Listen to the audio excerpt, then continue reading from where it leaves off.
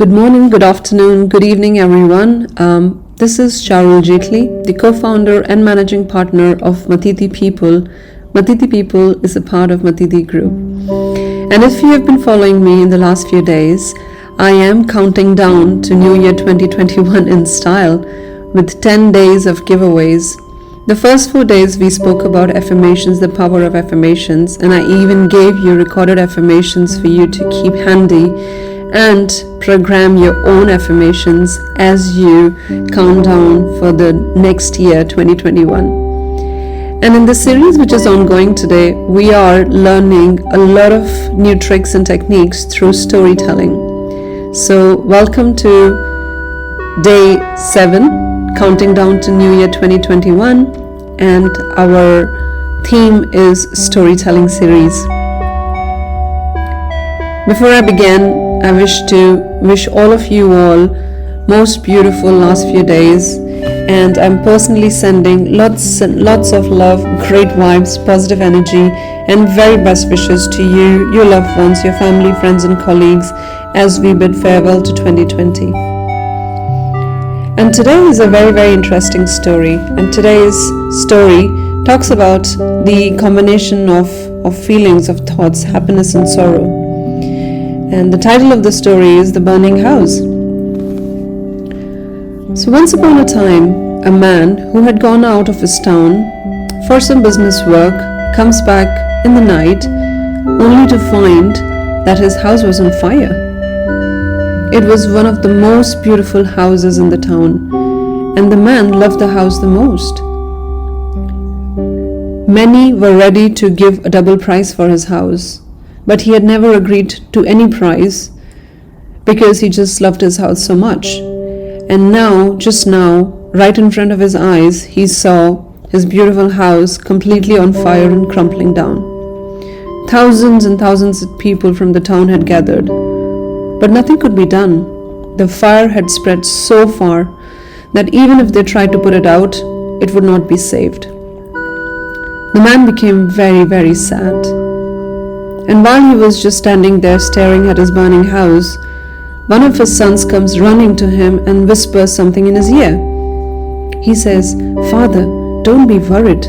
I sold it yesterday and at a very good price. The offer was so good, I could not wait for you. So forgive me, Father, but the house is not ours anymore." The father, completely relaxed in a second, turns around and says, "Thank God it's not ours now. Thank you, son." The man became relaxed and stood as a silent watcher, just like thousands of others who were watching the house burn down. And just while he thought his problem was taken care of, his second son comes running to him and he says, "Hey, father, what are you doing? The house is on fire and you are standing there watching it burn?" The father was relaxed and turns around to his son and says, "Hey son, don't worry. Don't you know your elder brother has sold it?" The second son says, "Oh no, we have taken only advance amount, not settled fully. I doubt now that the man is going to purchase, he will see the condition of the house and might not pay the rest of the money. What will we do? Our house is burning. Do something, father." The tears which had disappeared from the father's eyes came back and his heart started to beat very fast. He started to look around for ways and means to find and save his house. And just when he was looking for help, his third son comes running to him and says, "Hey father, the man who we sold the house to is a man of his word. I've just come from him. He said it doesn't matter whether the house is burnt or not. It is mine. I'm going to pay the price that I've settled for. Neither you knew nor I knew that the house would catch fire." After that, the father and the 3 sons just stood there, watched the house burn, almost without a worry. And the moral of the story here is,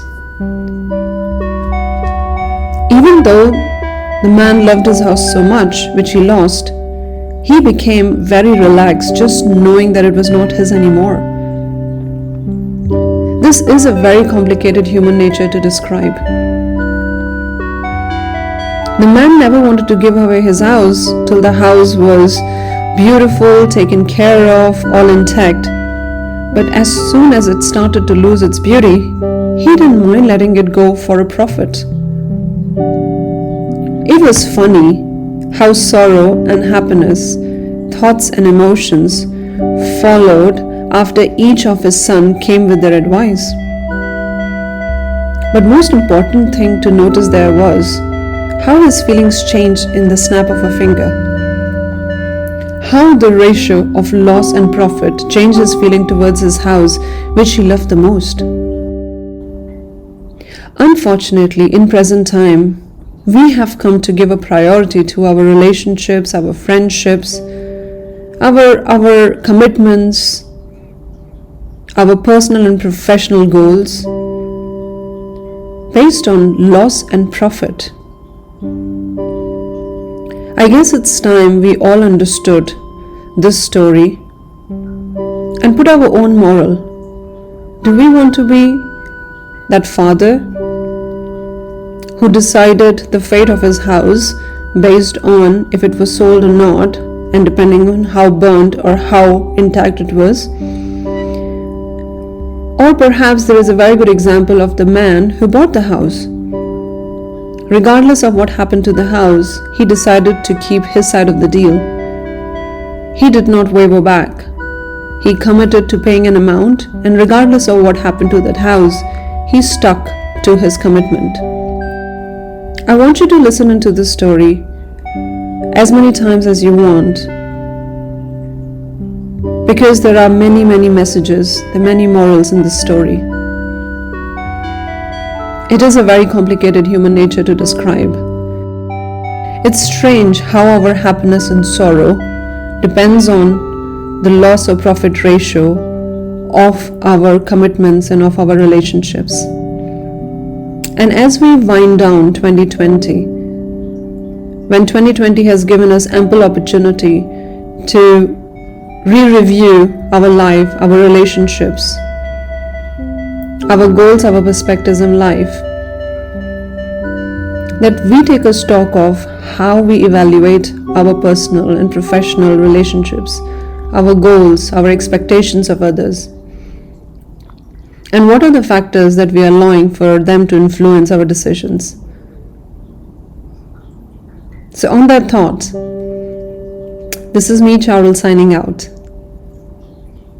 Until we meet again tomorrow with another very compelling and thought-provoking story, I wish you all a very beautiful, blessed day.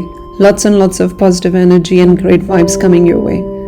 Until tomorrow, this is me signing out. Bye-bye now.